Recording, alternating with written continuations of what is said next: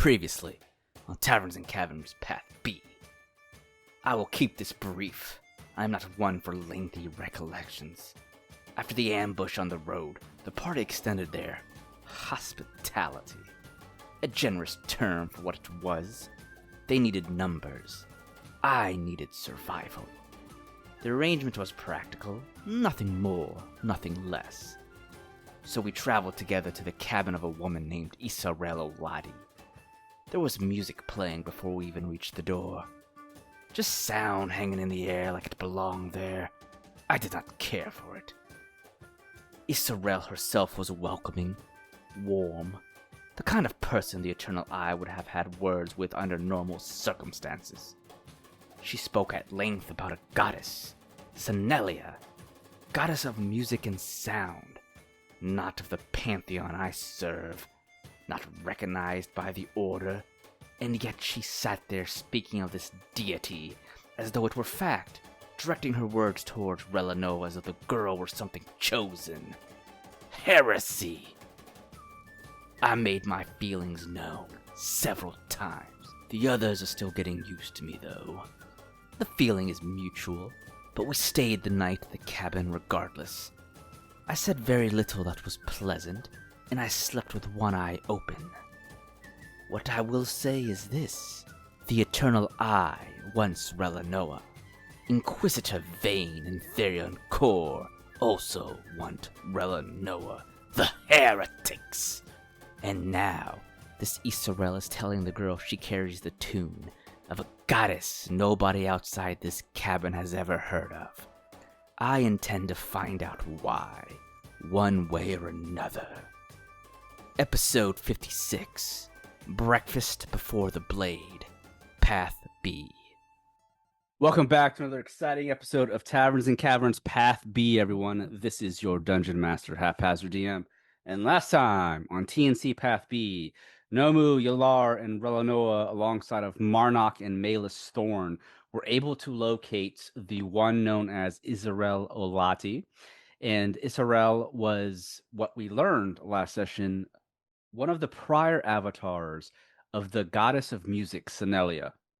And through being an avatar of Senelia, Isarel Oladi was the individual that the goddess supreme had informed Relanoa on for her to seek out.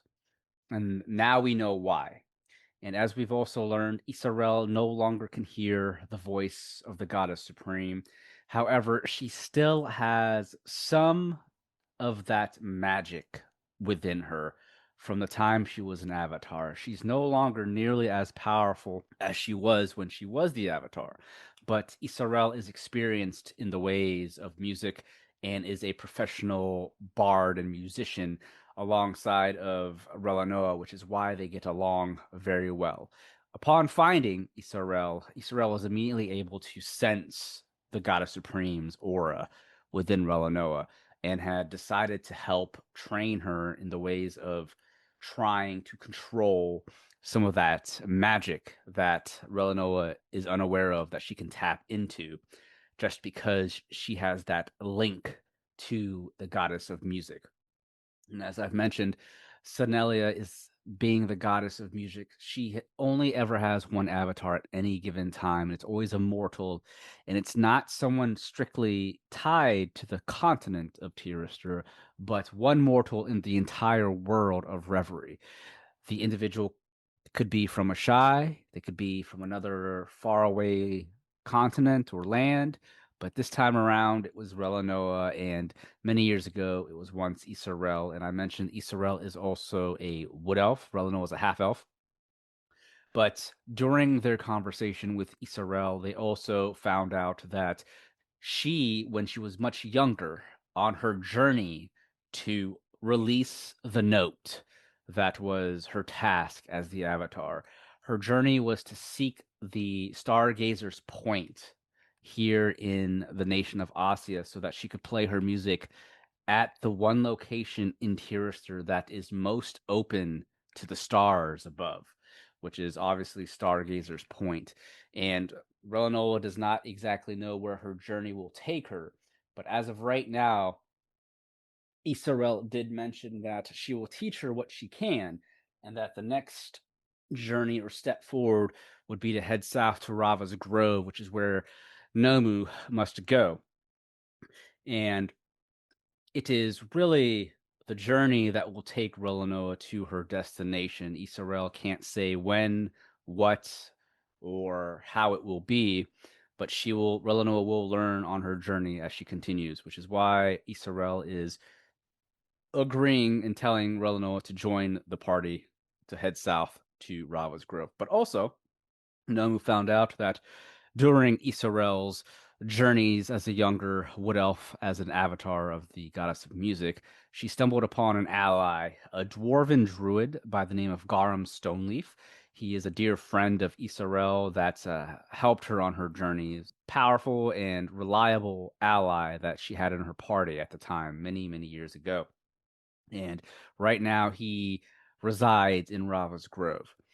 And Isarel basically told Nomu, seek out Garum in terms of his quest for obtaining the elixir of life, and Garum might be able to help point Nomu in the correct direction, but also for Relanoa to visit Garum as well, for he may also have additional information with his history of going on a journey with the prior avatar. But Relanoa had decided to stay here at the lodge with, or this cabin with Isarel to do some training. So like a mini training arc is taking place over the couple of days. So we'll be doing a time skip kind of thing where it doesn't happen too long. You'll probably be here for the next couple of days. The party's able to relax and stay hidden from the eternal eye for the most part, as you guys are secluded here at Isarel's cabin. But a few days will go by, and throughout this time, Nomu, Yalar, Marnock or Malus, they get to do whatever they want to do while Relanoa is training every day from morning to night. Relanoa is actually pretty busy during this time frame training. But we'll start today's session with you guys waking up early morning. It's about 6 a.m. when you're all waking up within the cabin. You all can smell food has already been made, and there's food placed on the table near the kitchen area of the cabin that is just lying there, and the sun has already slowly began to come up at this point in time. The windows are creaked open to allow fresh air into the cabin, but the smell of that food is beginning to wake you all. It's fresh, still warm, but as you all wake, Isarel is nowhere to be spotted alongside of Relanoa. She's not there as well. They're most likely out training out in the forest, trying to do what they need to do to not wake you and whatnot. So I'm going to take the two of them off the map momentarily because they're no longer with the party at the moment.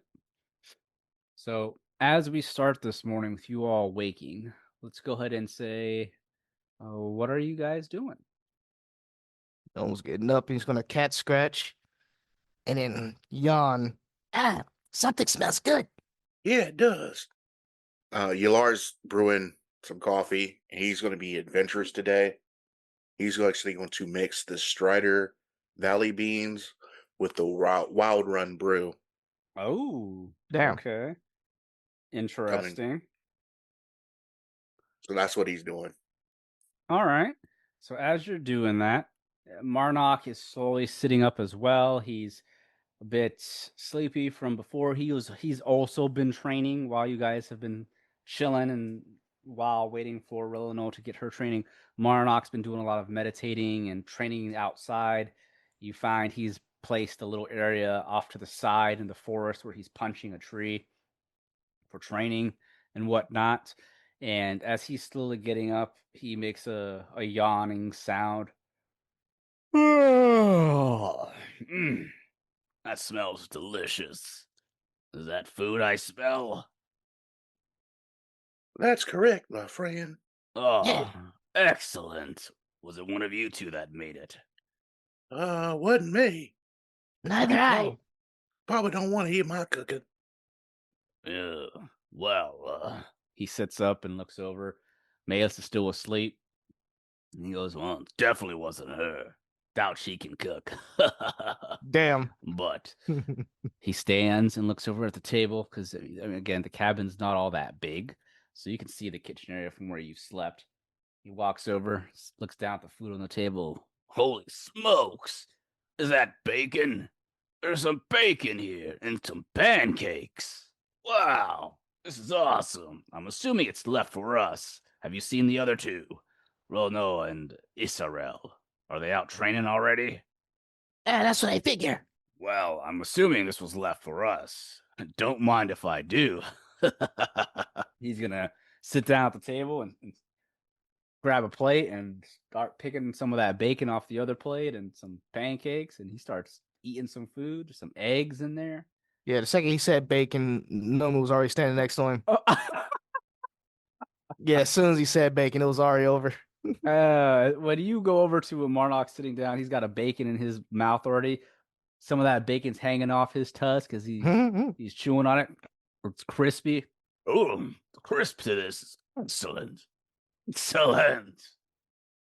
Oh, Yeah. say less. No, do you like eggs, by the way? There's a bunch of eggs.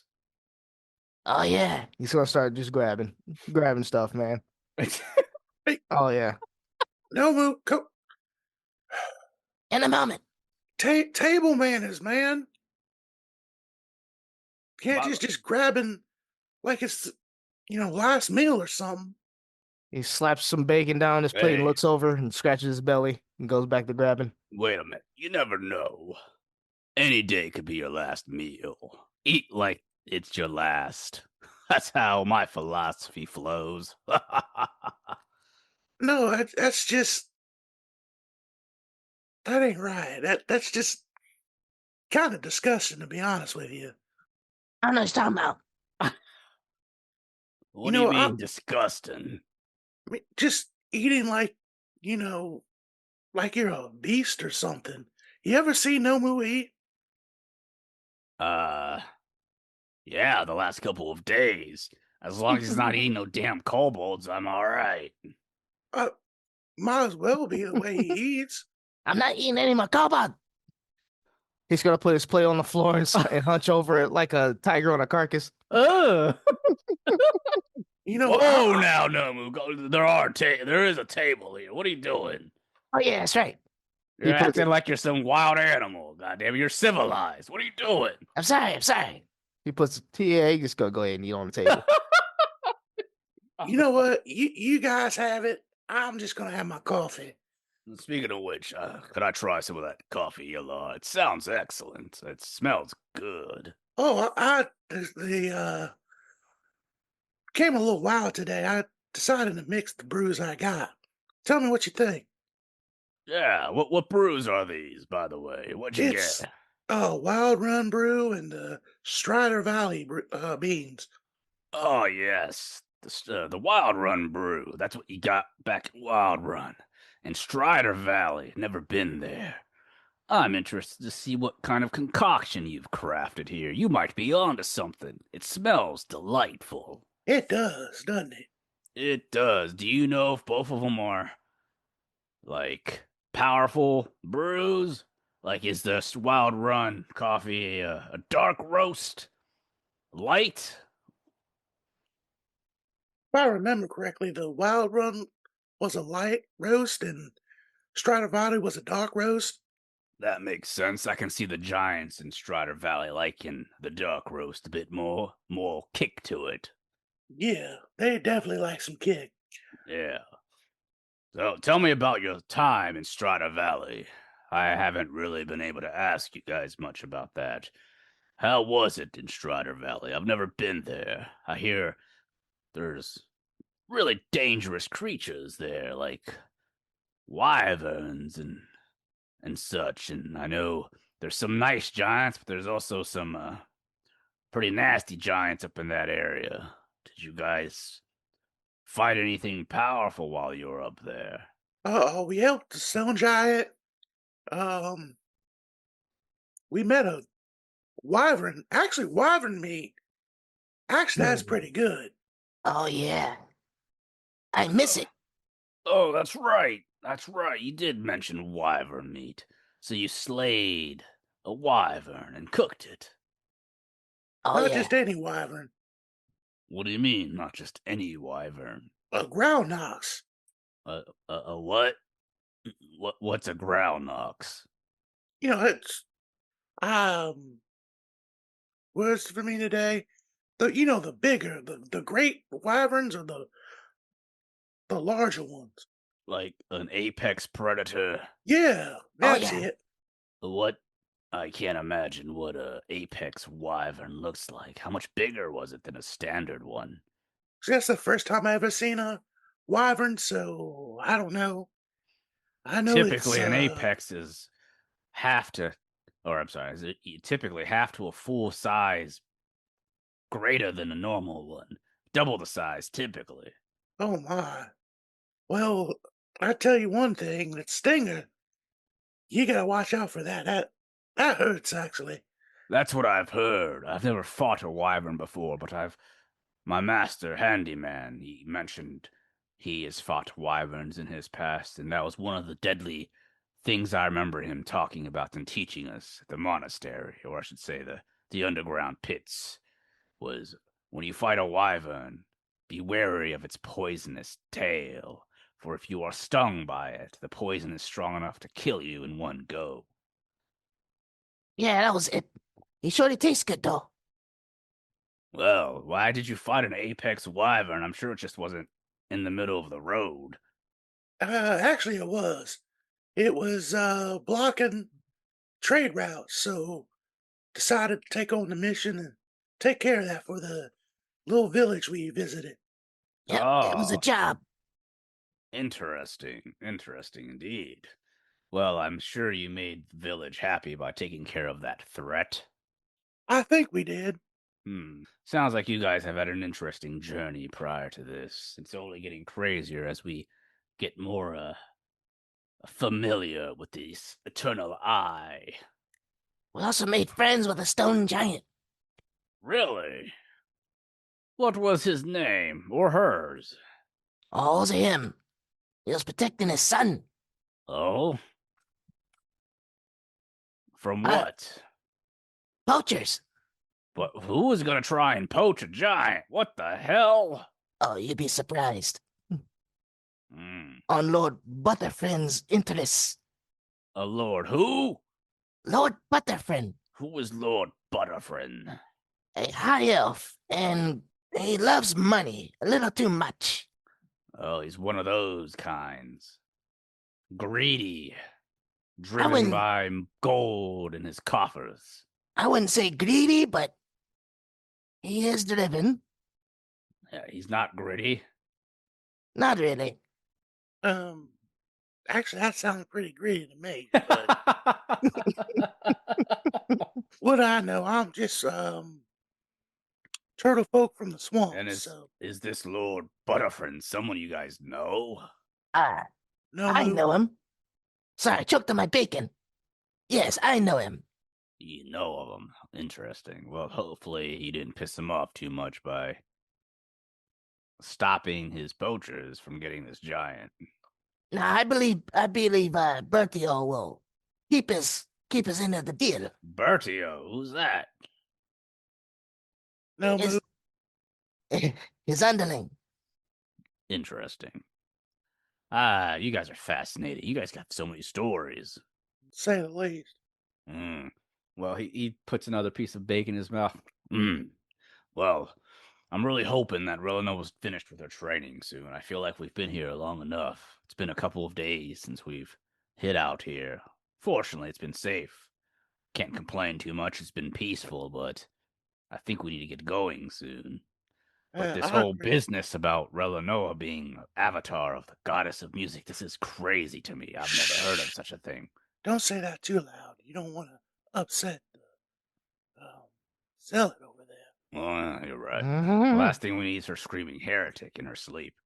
Damn, we Oh, really don't know who did. That stone giant really didn't have a name. He did. Oh, yeah. damn. I can't remember. I wrote it down, but I can't seem to find it. It was Mulgrim. Mogren. Mogrim. Okay. Yep, Mogrim, the stone giant. All right. You helped him out. You became friends with him. Oh, well, speaking of zealots over there, hey, Malus, want some coffee? You see, when you look over at Malus is lying down, face first, or face first into the floor, plank style, very Yep. awkward looking, straight edged, arms right along the side of her sides, legs aren't even spread or anything. They're just pointing straight down, Damn. straight edged as fuck. And she slowly turns her head. Ugh. What did you say, heretic? Coffee. You want some? And some breakfast. Get up and eat. You're probably hungry. She sniffs the air, her nostrils widening, taking in on that delicious smells from the food. She instantly, as she's lying there, she looks tired as fuck, crusty eyes, drool down the side of her mouth. But immediately, from a sleepy expression, she gets the Shaq O'Neal expression when he eats the chicken. Ooh, you know what expression I'm talking about? Yep. The Shaq ooh expression. What was he like? He was eating chicken wings, right? Yep. I think it was. There you go. He was tasting some flavored chicken wings. But she makes that expression. She slowly pushes herself up. Breakfast? Breakfast from who? Who made the breakfast? Who made the food? Probably Relanoa and Israel, Ugh. How do you know it's not poisoned? because we're still alive. She Watch. stands, Shave. she Bacon. stands and walks over and looks down at the food on the table. She scoffs. Made by heretics. Let me see. I'll be the judge of this. I am a Justica of the Eternal Eye, and I will deem it worthy or not. She takes a piece of the bacon, smells it. It smells like heresy. He's Marduk, such a nuisance. Your Lars just shaking his head. Like, damn shame. Mhm. and she's such a nuisance. Marduk's just chewing on some of the bacon as he's watching her, and she's sniffing it. If this kills me, I'll be haunting you in the afterlife. You'll see me in the ethereal realm, reaching into the material plane to choke you out. Oh, all right, Malus, calm down. It's just a piece of bacon. We're all eating some. It Hey, you ain't can gonna work. hurt you. He can work for me as one of my specters. He just smiles. Whether it's made out of heresy or not, it's delicious. I don't care who makes it, as long as it doesn't kill me and it tastes good. And it is both. She takes a bite out of it. Doesn't taste like heresy. She sits down right away and starts eating. She grabs some of the pancakes, starts shoving in her mouth. Giant spoonfuls. She's Oh, got God, not another her one. cheeks look like she's a giant fucking chipmunk. Marnock's like, what the hell? Yalar's gonna Save give some for us, Jesus. Yalar's gonna give Malus a cup of coffee, and he's gonna step outside. I can't watch this no more. It's just I'm gonna hurl. What's wrong, Yalar? Look at You it. We're got- all enjoying the food. Look, I was raised on my own since I was 2, and I have better temperaments than any of you. That's You- just disgusting. you- I gotta go. What's wrong with my table manners? I eat nice. He's stepping outside. Damn. Ma- He's done with it. Mala's still eating. Jeez. It's the best heresy I've ever eaten. Yeah, there you go. Yalar, when you step outside, you don't see anyone nearby. Relanoa, Israel are nowhere near, at least in line of sight. You don't hear them either. Your horses are still tied up over by the barn area with the hay where Israel's horse is. And it's a fairly clear, welcoming morning as you step out into the fresh air. Birds are chirping. The sun is slowly shining down from the trees above. It just feels Excellent. And you feel at ease when you step out into the nature. Damn, that's a purple robe setting. Yup. You got your coffee and everything, man. Yep. What do you do when you step out? You just bask in like nature itself and the peace that you're in. Um, he's gonna look for signs to see if Relanoa or anybody is at the hot springs. If not, he's gonna head to the hot springs. Okay, make me investigation check. 18. 18. So as you look for any signs of them potentially have going that way, you don't see anything that stands out. You don't see footprints or anything like that. So your assumption is it's open to be used if you need to. Yeah, he's gonna take his coffee, head to the hot springs, Okay. And when you arrive, it's relax. not very far, but when you arrive, it's empty. No one's there. So it's open for the taking for you to relax in it for a few minutes. Yeah, that's what he's gonna do. All right. So you sit in the hot springs with your cup of coffee. Mm-hmm. All right. So while Ilar is relaxing and enjoying his time in the hot springs, Marnock's rubbing his belly. Ah, that was good. I'm going to have to thank Isarel or Relanoa for that food. Who do you think made it? I'm going to guess Isarel Oladi made it. Yeah, I'm going with that too. It doesn't matter who made it, they're both heretics, but this tastes amazing. See, she's learning. She's gonna pat the top of her head. Don't touch me, heretic! Ah! She swats your hand away. Meanwhile, she's gobbling up the food, takes the rest of it, leaving none of it for either you or Marnot. Damn. And if you try to like reach over her arm to try and get one, she looks at you growling. Yeah. Good thing Ylar left. He was mad. And no table manners. All three of you were horrible. I Animals. guess Yalar ain't getting any of that. Didn't sound like he wanted any of it anyways. Yeah. That And I'm not richer than that. That heretic's not gonna get any of it. It's all mine now. You hear that? I'm gonna go outside too. Well, I guess I could use some training as well. Yalar, when you step out, what are you doing? Nomu, you don't see Yalar at all when you step out. He just goes outside, stretches, and he's gonna look around. He's not really looking for anything, just looking around. Okay.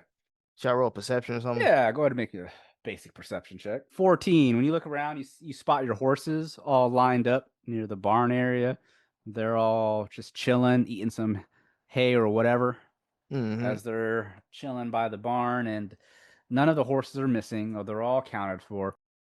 Again, you don't see Relanoa or Isarel at all anywhere, nor do you know where they went off to. But other than that, it's the same description that Ilar was given.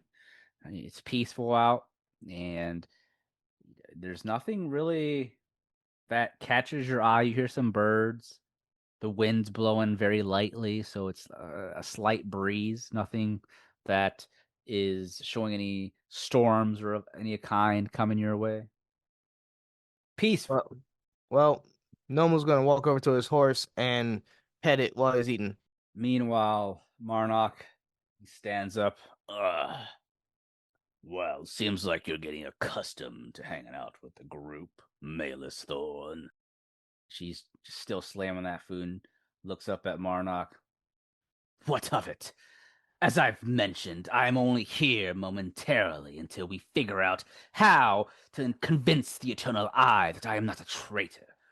We are allies momentarily. That is it. Do not get used to my blade being sheathed and not being drawn upon you, heretic. Well, you are way too serious. So hostile. We're going to be going to Rava's Grove. Whether you like it or not, you can stay or you can go. I have found my calling. This is the journey that's been placed upon my path.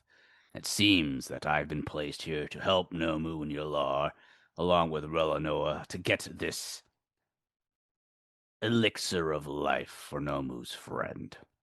Whether you wish to join us is up to you. But the Eternal Eye seems they're never going to stop until your head is on a pike. Whether you are a Justicar or not, you've been deemed a traitor, and from what I've seen from your Order of the Eternal Eye, they do not look proudly upon traitors. And she just looks at him, scowls for a moment. You don't understand the predicament. I go straight to the one in charge of the Eternal Eye. I don't answer to the Eye's adjudication. I answer to the High Seer himself, and whoever is ordering Therian Core around, along with Inquisitor Vane. They are the traitors, and I will root out these traitors from the Order. Well, good luck trying. You're gonna need more than just that sword to do that. Because last time I remember, you were getting your ass beat and you needed our help, or you would be bleeding out right now. Silence, heretic!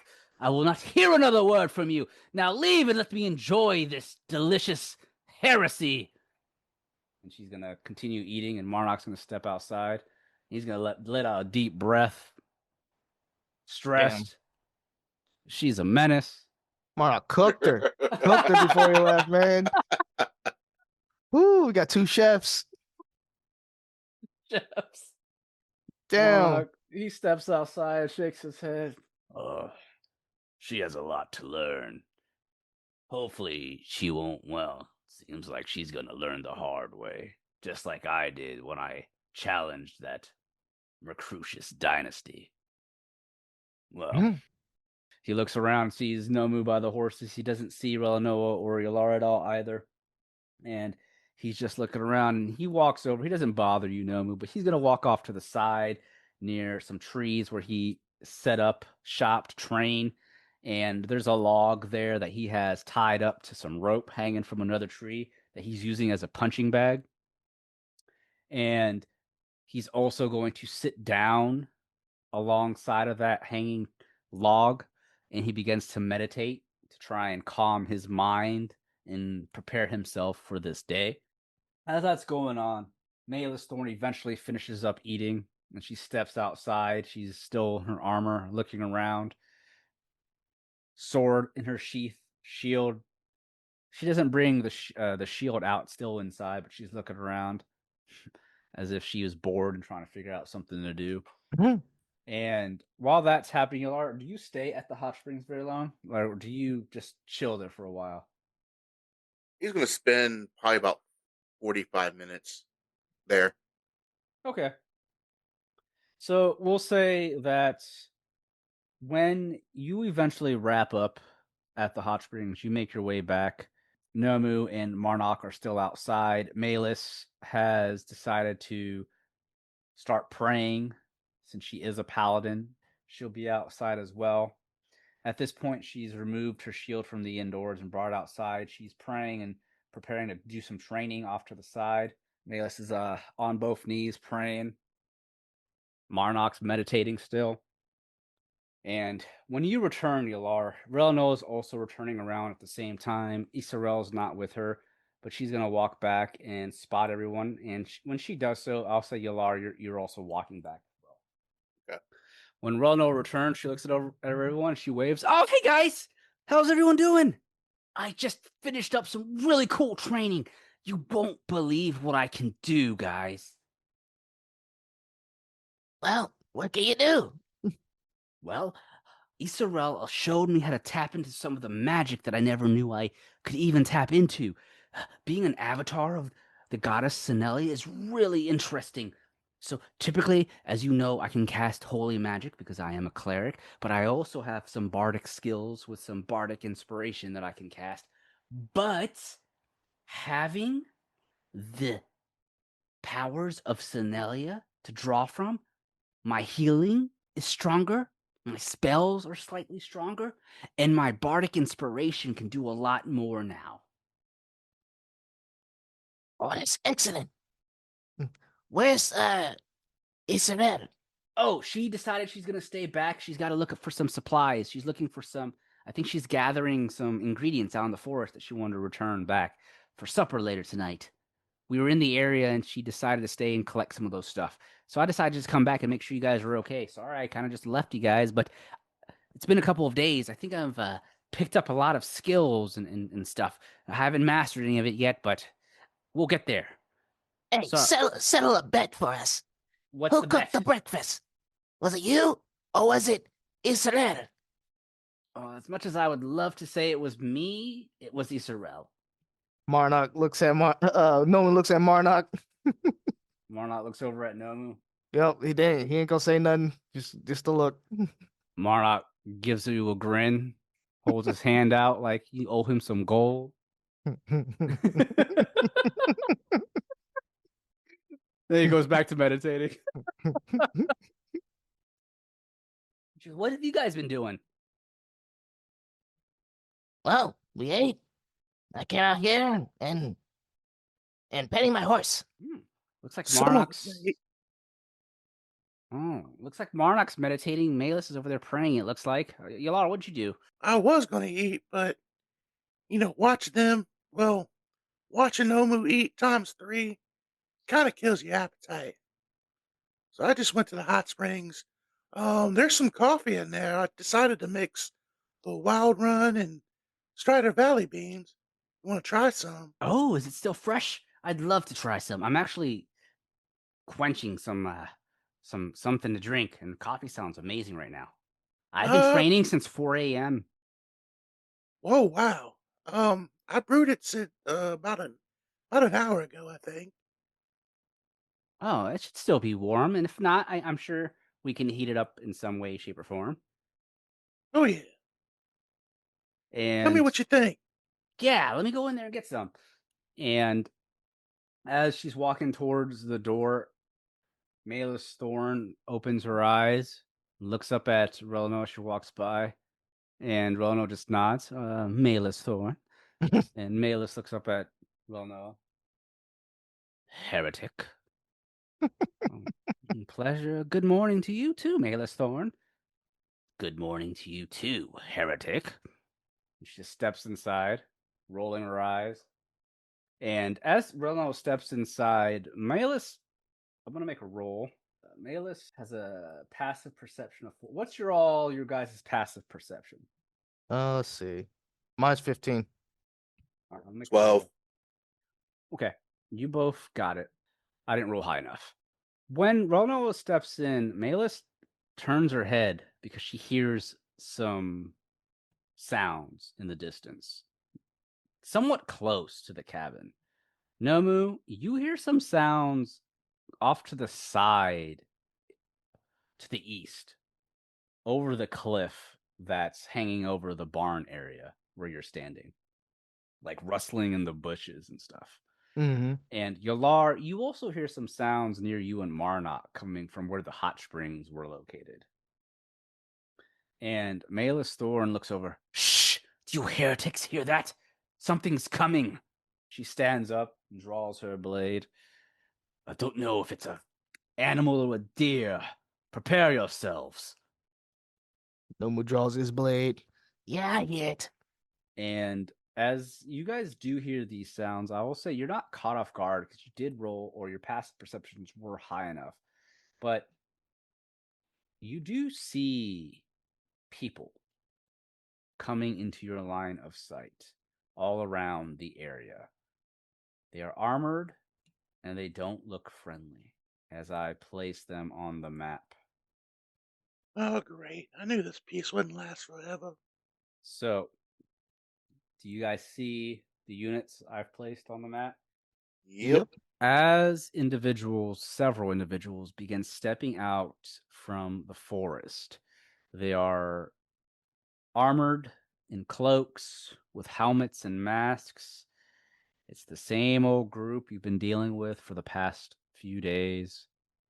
It is the Eternal Eye. They have spotted your party and have figured out where you've been hiding.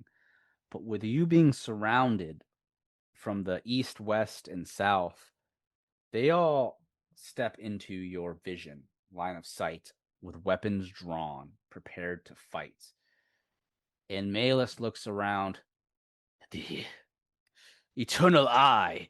It is I, Malus Thorn, Justicar of the Eternal Eye. Are you of the Eternal Eye's High Seer, or do you report to the traitorous scum known as Inquisitor Vane? And as she is staring at the acolytes and paladins that stepped closest to her, they don't answer back. But there is someone in heavy armor walking up from behind them with a large two-handed axe in one hand as it's leaning up over his shoulder. And this heavily armored paladin with this great axe steps into view. You've seen this man before. It's Therian Core. And he has this grin on his face.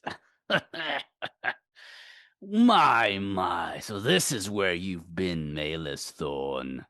Interesting that you have aligned yourselves with the traitors. Where is the heretic? The one we're after. Hand her over, and perhaps we'll spare you and bring you to be judged by the eyes of judication. If you deny this mercy, then I have no choice that I'll have to strike you down like the traitor you are, along with all the other heretics standing before us. And Malus Thorn scoffs, Therian Core, you scum! What have you done with the High Seer? Well, who is giving you these orders? And he shakes his head.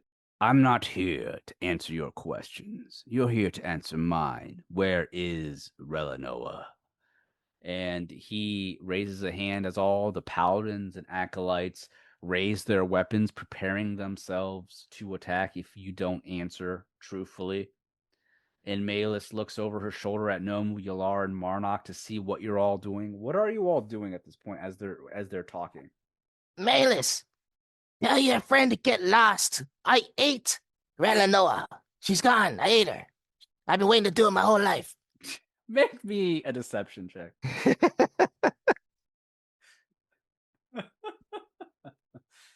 Oh, that's not gonna cut it. Not That's an not gonna 8. cut it. Not an 8, brother. Not even close. No, not even close. As you say these words, Therian Core looks over at you. Shut up, Dakina. I wasn't talking to you. He looks back over to Malus. My patience is wearing thin, Malus. Either hand her over now, or have your head placed upon a pike on this day, along with the other scum here. If you don't, I'll be forced to do it. And you know how much I would enjoy killing you. Our last fight didn't end in the way I wanted it to. You're lucky someone casted that darkness. It's not going to happen again. I'll give you one final warning. Hand her over now, or meet your fate. And Malus, Marnock at this point, he's already standing up from meditating. He's flexing or cracking his knuckles. He's a bit tense because he knows you guys are surrounded, and he doesn't know how strong Therian Core is, but his assumption is he's definitely on par with Malus at some level because it was Therian and Inquisitor Vane that defeated Marnock and brought him to the prison that you guys were part of in the cells.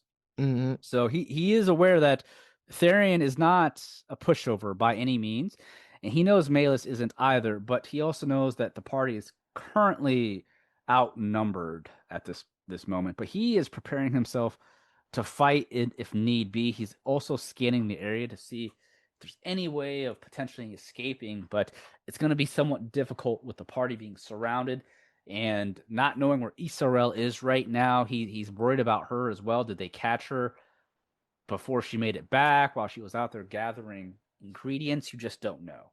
Yalar, what are you doing? Yalar has his his blade, his short sword out, that ghost blade, and he's kind of going to scan to see any of them are scared or anything Make like me a that. perception.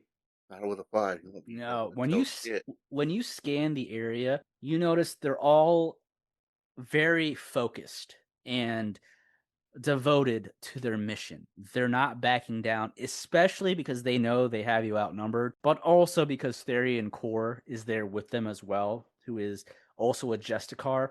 His presence alone gives them the strength and, I should say, morale to not even be frightened by you guys. But the paladins here, or the sentinels, again, they're heavily armored. They're essentially paladins as well. They're just not Justicars like Therian or Malus.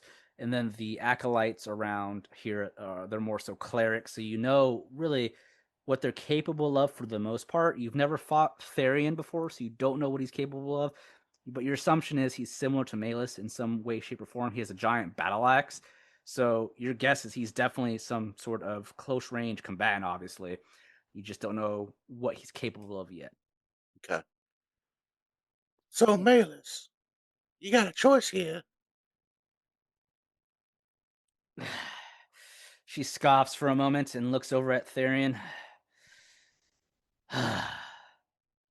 From one Justicar to another, the fact that you are going against your creed and being a traitor and not following the orders of the High Seer, you understand more than anyone, as well as I, that although the eyes of judication are indeed powerful, and the eyes of our organization, their words are not higher than the High Seer, and my orders from the High Seer is to bring Relanoa straight to him and not the eyes of judication.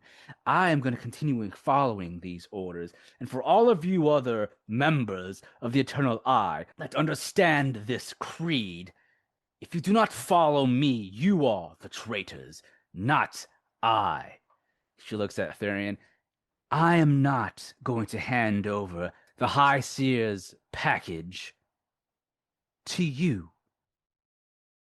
Therian, you are a traitor. You yourself are a heretic. Therian shakes his head. Did you not see what we did to your followers, Malus? These are members of my battalion. Yours have been slain. There is no savior for you. I have heard your decision, and it means you die today. I'm going to revel in slaughtering you and your so-called friends while we drag that half-elf by horse back to the eyes of judication so that her powers can be used in the name of the Eternal Eye. You will not stop us from reaching what we have come to do. Men, kill them all!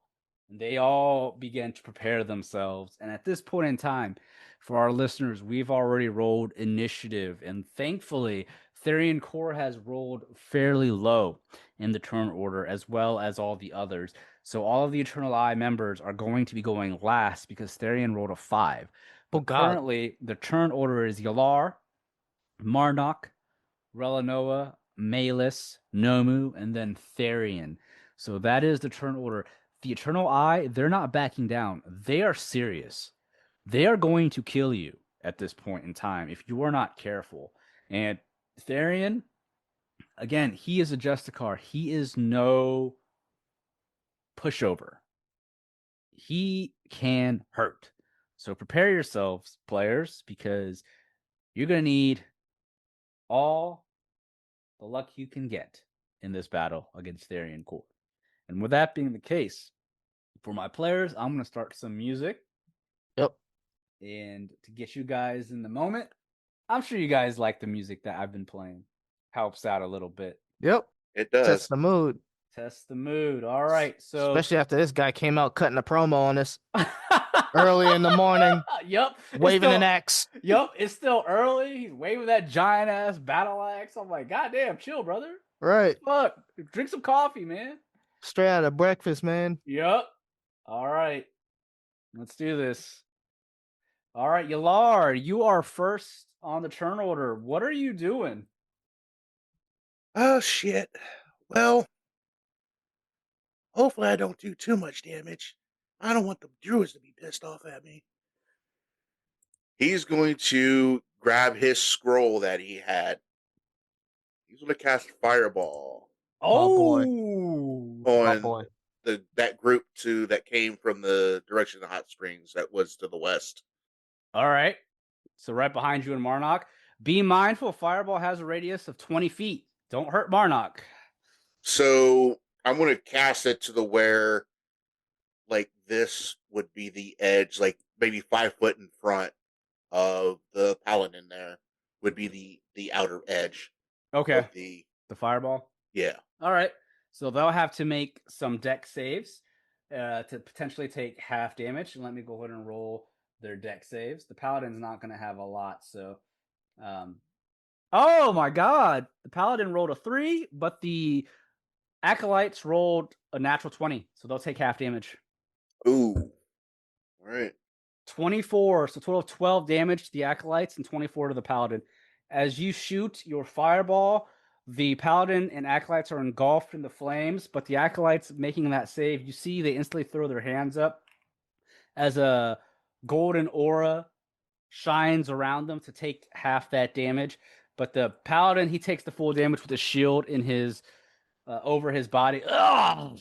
Marnock looks over. Oh my goodness! Fire everywhere! Nice, Yala! Well, felt All right. nice to cast that, but last time I don't think I'll ever be able to do that. All right. Anything else? Nope, that's it. All right. It's Marnock's turn. Marnock will look over after you had shot your fireball. He's going to take advantage of that. He's going to rush straight forward towards the nearest acolyte as you see this orc full sprinting through the flames as he jumps into the air to do bare knuckle to the closest acolyte. And when he jumps into the air to do his punch, he'll do his unarmed strike. The first one will hit for 13 bludgeoning damage. You see he punches this acolyte straight in the face, sending him flying into a tree as he is knocked out from the punch. As Marnock lands, he jumps back up and does a swift, swirling kick to the paladin next to him. And that will hit for a total of 10 damage. All right, that's Marnock's turn. Relanoa, she hears the commotion after that fireball goes off, and she doesn't know what's happening right now, but she runs outside and sees what's going on. She's like, what's going on? Oh my god, the Eternal Light here. What's happening? And with that being the case, she's going to automatically cast a spell. She's going to cast Bless, and she's going to cast it on the two of you. So you all will have Bless on you. So you can add a d4 to your rolls, your attack rolls, and your saving throws as she casts Bless. Nice. And with that being the case with Bless, I believe at level 1, it's 3 people. Let's see here. Yeah, up to 3 creatures. She'll do it to Malus. So y'all have the yellow icon because of that. And with that, you can feel when she casts Bless, you feel somewhat more, I don't want to say stronger, but more agile and like more amped up than normal when she does that.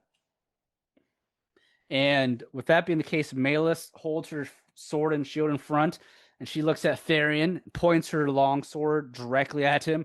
Therian Core, you and me, let's go. No one else. 1-on-1, I challenge you, heretic. And Therian looks over at her. Very well. Men, leave the wench to me. Get the others.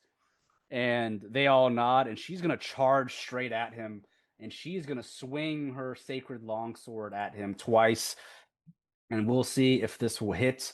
And with a 13 and 25, the 13 I don't think is going to hit. It does not. He has an armor class of 18 because he's wearing a full plate. So Mm-hmm. that is not going to hit. But the 25 will, as she strikes him for 6 slashing damage. She will cast her smite. As she strikes him with the second attack, he's able to avoid the first. She's going to cast that smite, and she's going to do it at second level for an additional 13 radiant damage. He winces at it, and he goes, ah, yes, nothing like drawing blood early morning, Malus. Let's finish this where we started. All right, that's Malus's turn. Nomu, you're up. Yep. 1 second. Testing this distance here. You know what? Screw it. I'm going to use it. He's going to use Bertio's ring. Okay. So it's once per rest, short rest. So when I move, I have faint echoes. I leave behind faint echoes, and I get +5 movement. So Okay. I don't need it, but I'm going to use it. He's just going to dip up to these two and start slashing with the righteous greatsword righteously. 19 on the paladin. Let me Yep, make sure this that guy hits. here. The 19 unfortunately does not, but you have bless.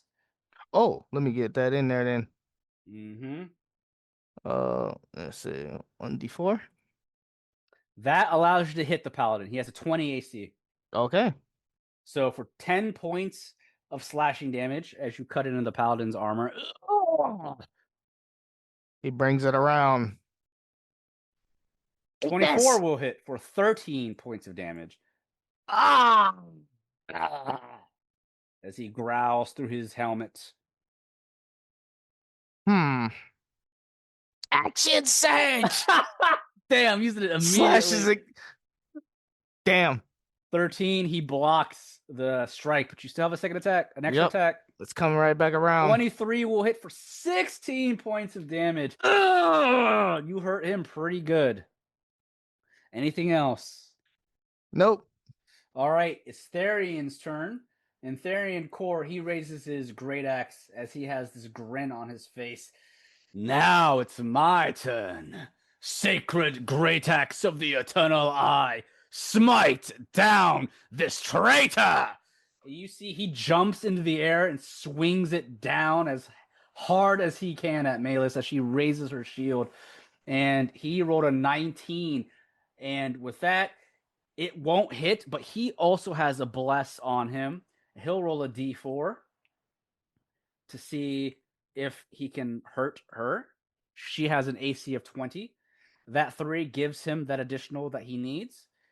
He swings his great axe down with 10 slashing damage as it almost strikes through her shield. You can see she winces as she takes the shock of the great axe. And with that, he goes, my turn. And he's going to use a divine smite at 3rd level. And Hmm. at 3rd level, he rolled pretty low actually for it being 3rd level. It's going to be a total of 13 damage.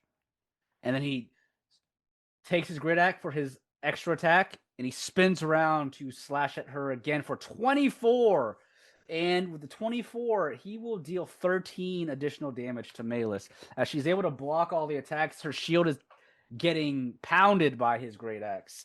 All right, that's his turn. The others of the Eternal Eye now get to go. We'll start with the one near Marnock and Yalar. The Acolyte near Yalar, he's going to rush forward. And as he does, Sacred Flame! You need to make me a saving throw, Yalar, and that's going to be a dexterity save. Alrighty. 13, you failed. As he casts Radiant Flame, you feel yourself feeling the radiant burn of his energy for a total of 12 points of damage. Got a question. Am I able to use Hellish Rebuke for that? Yes. As a reaction, you may. All right. Actually, yeah, he's pissed. So I think he's going to upcast that to use his last level 3. Okay. Make a attack with that. So the at DC. All right. So let me make that 1 second. Oh, that's He will fail the DC. So for a total of 14 fire damage. As he hits you with the Radiant Flame, you return the favor with your Hellish Rebuke, and his outfit and body is engulfed in flames as he begins to scream out in pain. Hmm? As he drops to the ground, burned from your Hellish Rebuke. How much was that sacred flame for? I think I said, was it 12 points of damage? I said? Okay. I think it was 12. I think I said 12. Yeah, 12. 12, 12. Oh, that hurt, you bastard. Meanwhile, the Paladin near Monarch is going to swing at Monarch after being hit. And the first strike, Monarch dives under. But the second will hit Monarch for a total of 13 points of damage. Ugh, you bastard. You'll pay for that. And the Paladin smirks and is casting a second level smite as soon as... Oh my god! For 23 radiant damage. Jeez. Monarch. Ugh! Damn, these guys hit hard. All right, that's them. Therian, the ones next to Therian in front of to the left, the Paladin's going to rush forward and charge towards Relano and Yalar, and he's going to swing his sword at you, Yalar, because he saw what you just did with the fireball. He does not want you doing that again. This one, though, is using his longsword with both hands. He does not have his shield out. And he will roll a 22 and a 17. 7. He doesn't have his shield or anything, so 17 is his armor class right now. All right, so both will hit. You'll be taking a total of 18 points of damage. And he will use a second level smite for an additional 11 points of damage. Oh. Oof. The Acolyte that is next to that one will rush forward, and he's going to cast a Sacred Flame on Relanoa. And Relanoa just has to make a dex save. 1 second. And she fails. So she'll be taking a total of 8 radiant damage. Nomu, the Paladin in front of you, he swings at you. He'll sidestep around you. Mm-hmm. He's playing footwork with his ally, the Acolyte. He now has advantage on his attack. Yep. Because you're surrounded. He'll take his longsword and swing at you. Die, Takina! All right. The first attack with advantage is going to be a 23. He's going to use his react. Well, wait. Hold on. Hold it. No, he's not going to use that. Nope. All right. Just go ahead and just do the damage. You'll take 10 slashing.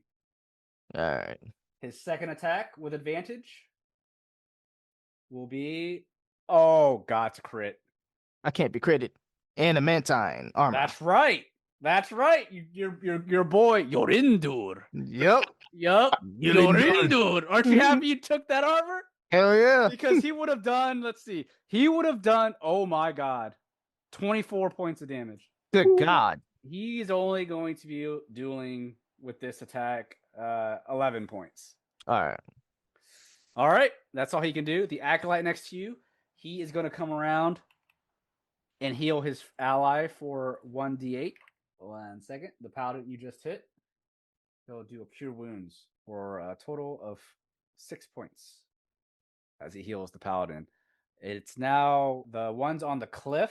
There's 3 on the cliff, 2 Acolytes and 1 Paladin right now. And they are going to take some time to get down. But the Paladin jumps down off the cliff near your horses. And that'll take a lot of his movement as he comes around to try and flank you guys. But the Acolytes on the top of that cliff, they'll move and they'll stay up there because they have the height advantage. They're both going to cast Sacred Flame. One is going to be on Relanoa, one's on Nomu. Make me dex saves. All right. And I'll tell you how much damage you take. You need to beat a 15. Relanoa saved. Nomu, looks like you failed.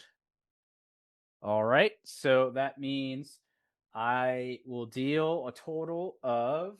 Wait. It's only going to be 6 points of radiant damage. Okay. Relanoa will dodge it. All right, the other is also casting Sacred Flame, so you'll have to make another dex saving throw. 1 second. Relanoa saves again. Damn. Nomu, that is a fail. I'm going to roll Sacred Flame damage. You're only taking 4 radiant damage. Okay. All right, that's the enemies. It's now Yalar's turn. All right. He's going to look at that paladin that attacked him. Looks like you're my first victim. He's going to attack with his Ghost Blade.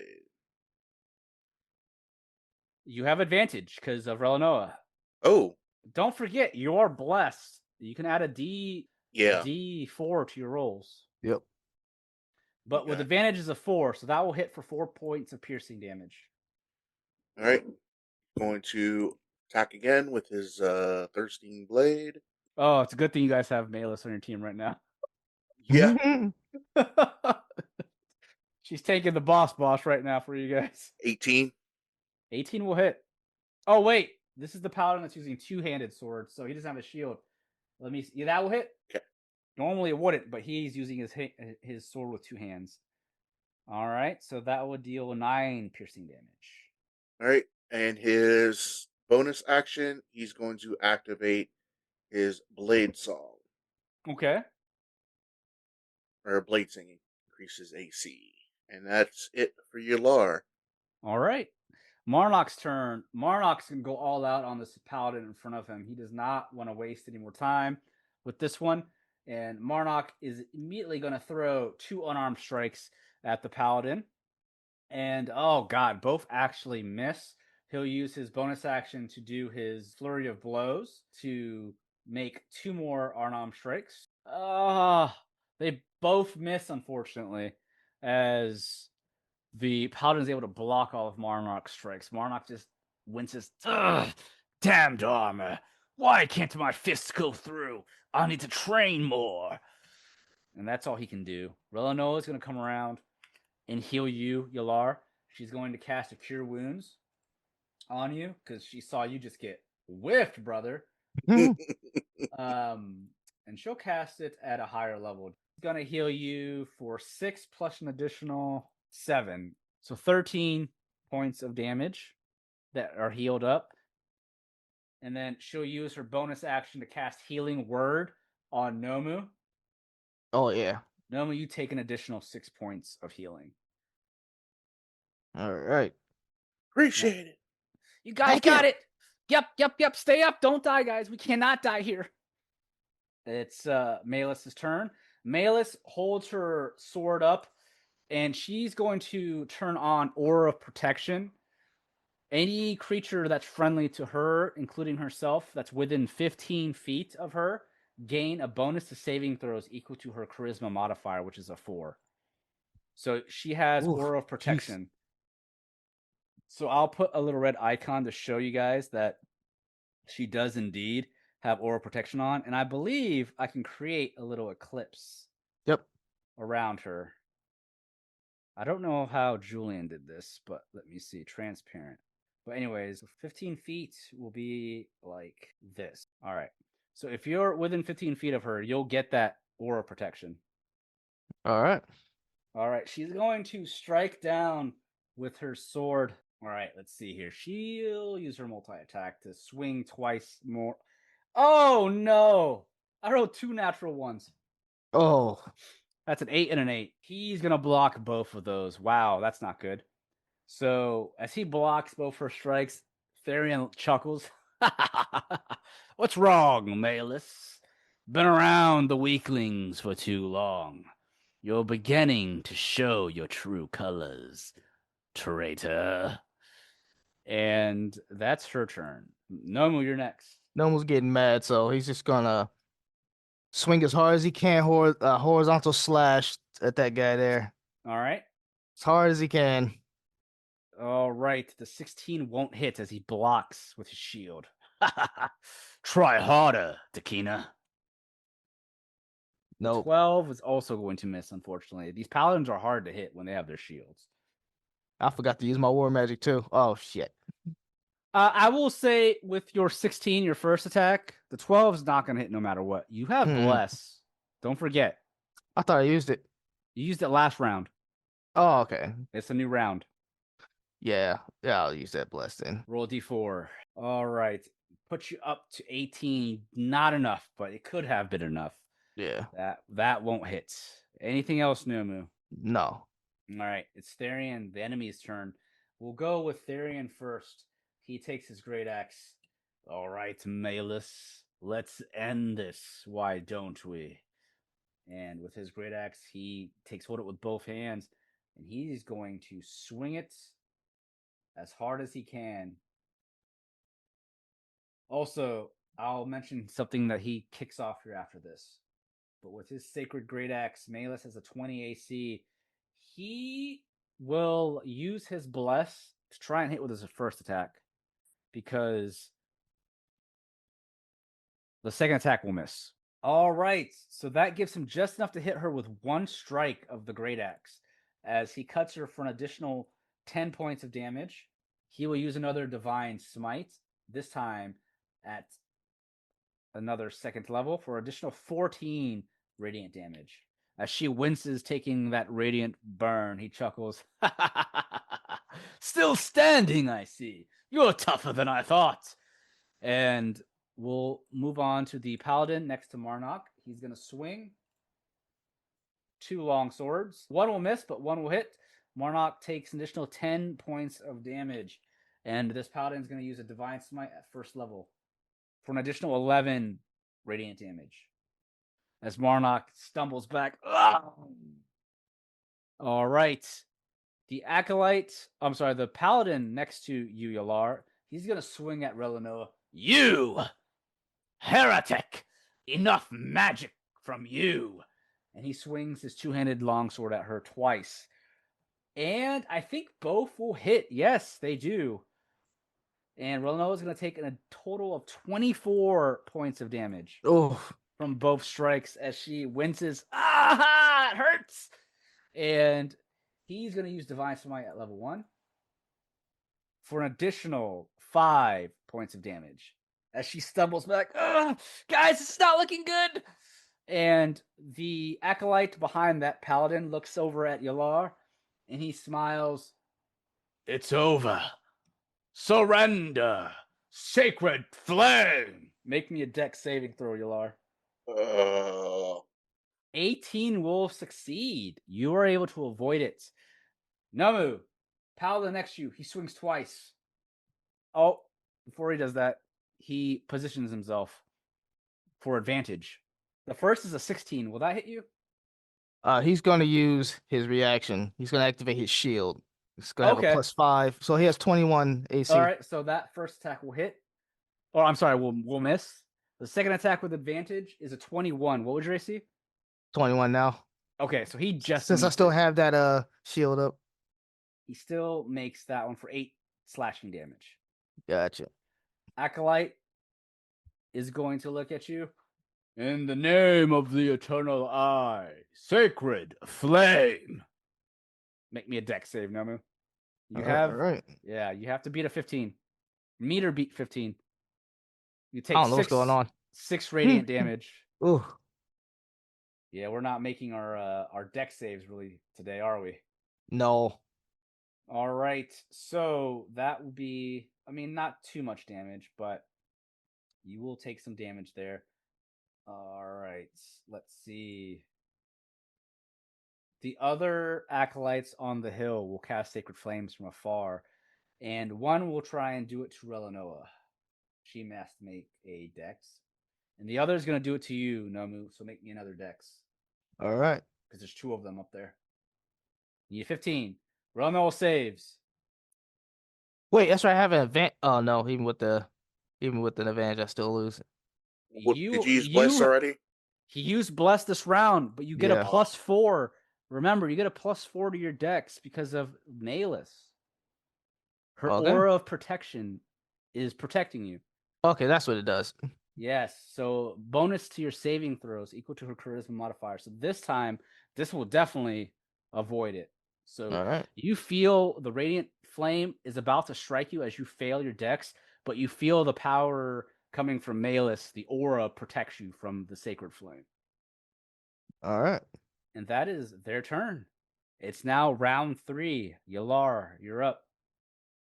He's going to point at that paladin that attacked Yalar and Relanoa. He's going to cast Toll of Dead. The one in front of Relanoa. Yep. Mm. He has to make a wisdom saving throw. It's time for judgment. I rolled a 10. He failed. All right. So higher levels, 5th level. Yeah, he's missing hit points. So 2d12, Yep, that's it. 16. The paladin hears the tolls of the dead in his mind. Ah! And he holds onto his head. Ah, what's going on? As I he told takes- you, it's judgment. That's 16 damage. Now die.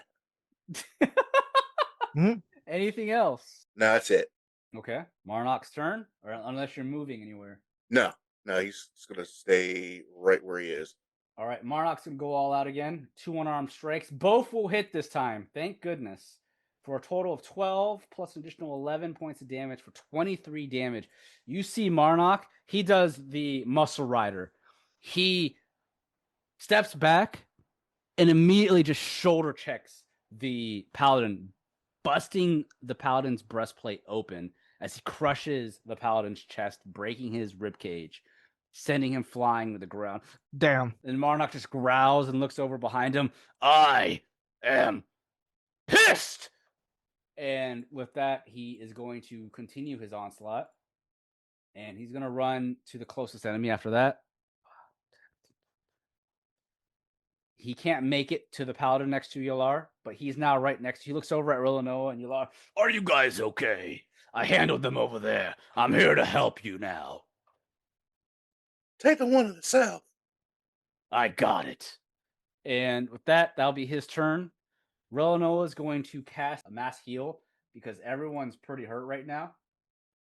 And with her spell, she's going to cast what's called Mass Healing Word.